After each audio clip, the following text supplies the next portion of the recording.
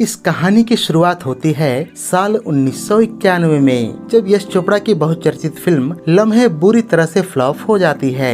हर तरफ यही चर्चा हो रही होती है कि यह 90 का दशक है साहब, कोई 70 का दशक नहीं, जब आप दीवार और त्रिशूल जैसी फिल्में बनाकर खूब सुर्खियां बटोरा करते थे। लेकिन उन्हें यश चोपड़ा ही कौन कहे जो हार कर बैठ जाए। उन्होंने अगले ही साल 1992 में एक अन्य फिल्म की घोषणा की जो एक जुनूनी प्रेमी के कहानी पर आधारित थी। लोगों ने कहा कि यह फिल्म भी पक्का पीटेगी, लेकिन यश चोपड़ा ने किसी की नहीं सुनी और फिल्म के लीड कास्ट के तौर पर सनी देओल, जूही चावला और आमिर खान के नाम की घोषणा कर दी। जी हाँ, फिल्म में शाहरुख खान के द्वारा निभाई गई भूमिका पहले आमिर खान निभाने वाले थे, लेकिन ऐसा न हो सका। इस संबंध में यश चोपड़ा बताते हैं कि आमिर ने शुरू में तो हामी भर दी, लेकिन जल्दी वो अपने रिश्तेदारों और दोस्तों के कहने पर आ गए कि अगर वो अपने कैरियर के शुरुआती दौर में ही नकारात्मक भूमिकाएं करने लगे तो एक नायक के तौर पर उन्हें फिल्में मिलनी बंद हो जाएंगी। इस तरह से आमिर खान ने फिल्म को ना कह दिया।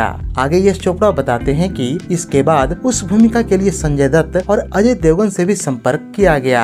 संजय दत्त को फिल्म की कहानी पसंद भी आई थी, पर उन्होंने फिल्म को यह कहते हुए मना कर दिया कि वो इसी तरह की एक नकारात्मक भूमिका वाली फिल्म खलनायक में काम कर रहे हैं। बात करें अजय देवगन की तो उनका हाल भी आमिर खान से जुदा नहीं था। वो भी अपने करियर के शुरुआत में नकारात्मक भूमिका करने से बचना चाहते थे। इस संबंध में आशिकी फेम राहुल रॉय का जिक्र भी कुछ यूं आता है कि पिछले साल उन्होंने दी कपिल शर्मा शो में यह कहते हुए लोगों को सन्न कर दिया था कि वास्तव में शाहरुख खान वाली भूमिका उन्हें ध्यान में रखकर लिखी गई थी, पर अन्य कई फिल्मों में व्यस्तता के कारण वो इस फिल्म को नहीं कर पाए। खैर, आमिर खान, संजय दत्त और अजय देवगन ने जब फिल्म को मना कर दिया तो यश चोपड़ा ने शाहरुख खान से संपर्क किया। फिल्म की कहानी सुनाने से पहले यश चोपड़ा ने शाहरुख खान से कहा कि फिल्म में आपकी भूमिका नकारात्मक होगी। शाहरुख खान ने हंसते हुए कहा कि चोपड़ा साहब, यह कोई मेरी पहली फिल्म नहीं होगी जिसमें मैं एक नकारात्मक भूमिका कर रहा हूँ। वास्तव में अभी कुछ दिन पहले ही मैं अंजाम और बाजीगर साइन की है, जिसमें मेरा नकारात्मक किरदार ही होने वाला है। अगर आपकी कहानी उन फिल्मों से अलग है तो मुझे आपके साथ काम करने में खुशी होगी।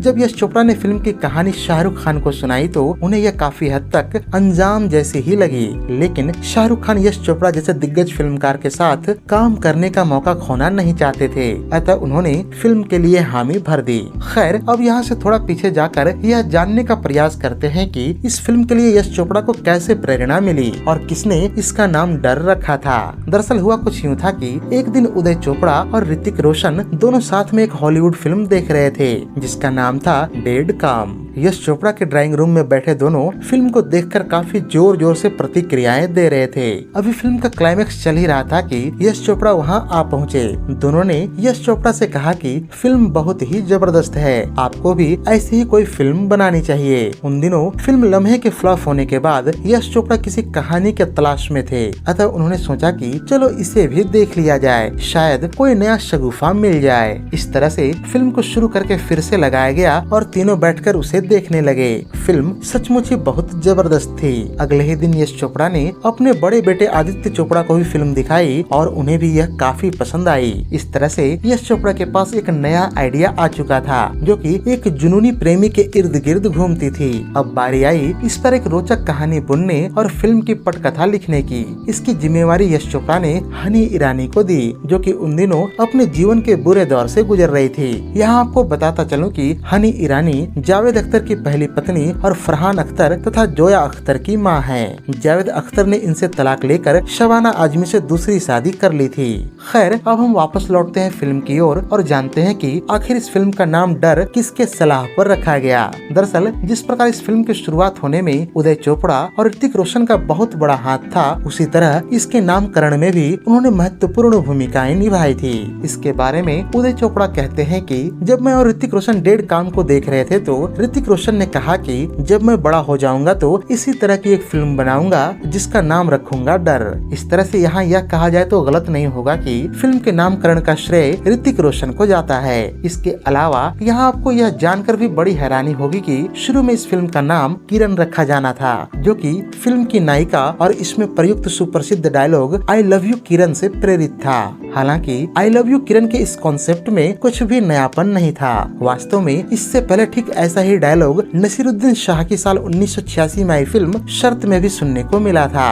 बहरहाल इस डायलॉग में कुछ नया था तो वह यह कि इसमें शाहरुख खान हकलाते हुए बोलते हैं, जो कि यश चोपड़ा के बोलने के तरीके से काफी हद तक प्रभावित होकर जोड़ा गया था। खैर, जब यश चोपड़ा ने डर नाम के साथ इस फिल्म की घोषणा कर दी तो उस दौर के डरावनी फिल्मों के निर्माता रामसे ब्रदर्स ने इस पर आपत्ति जताई और कहा कि वो इस नाम को पहले ही रजिस्टर्ड करवा चुके हैं। यश चोपड़ा ने इस बाबत रामसे ब्रदर्स से बातचीत की और कुछ ले देकर मामले को सुलझा लिया गया। इस तरह से यश चोपड़ा को डर टाइटल प्रयोग करने की इजाजत मिल गई।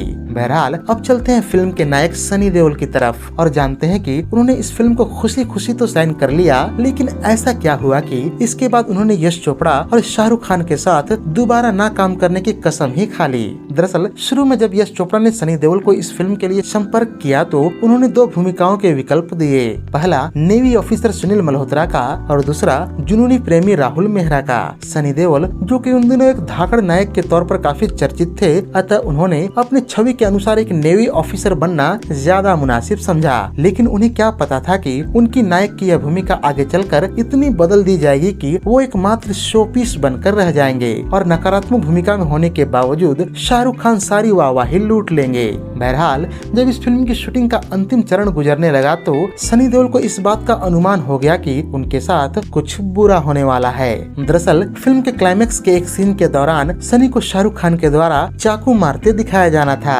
जब इसकी शूटिंग हो रही थी तो सनी देओल ने इसका विरोध किया और कहा कि चोपड़ा साहब, यह कैसे संभव है कि एक प्रशिक्षित नेवल कमांडो को एक अदना सा लड़का चाकू मार दे और वो कुछ कर भी न पाए। इस पर यश चोपड़ा ने कहा कि इसका कारण आपको अगले दृश्य में पता चल जाएगा, फिलहाल आप स्क्रिप्ट के अनुसार आगे बढ़ें। कहा जाता है कि उस दृश्य की शूटिंग के दौरान सनी देओल ने गुस्से में अपना हाथ पतलून के अंदर डाल लिए थे और गुस्से की अधिकता के कारण उन्होंने पतलून के दोनों जेब फाड़ डाले थे। खैर, इसके बाद सनी ने फिल्म की शूटिंग जैसे तैसे पूरी की और यह ठान लिया कि वो भविष्य में कभी भी इनके साथ काम नहीं करेंगे।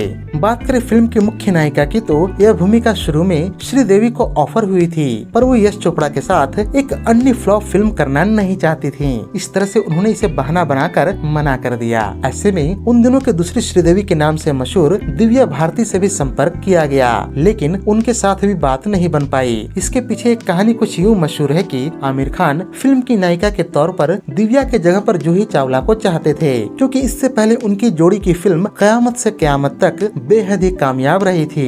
खैर, काफी खींचातानी के बाद यश चोपड़ा ने आमिर खान के कहे अनुसार जूही चावला को तो साइन कर लिया, पर संयोग देखिए कि जिस आमिर ने जूही के नाम की सिफारिश की थी वही अंत में इस फिल्म का हिस्सा नहीं रहे। बहरहाल स्विट्जरलैंड जिसे फॉरेन लोकेशन में शूटिंग के बाद फिल्म को 24 दिसंबर 1993 के दिन रिलीज कर दिया गया।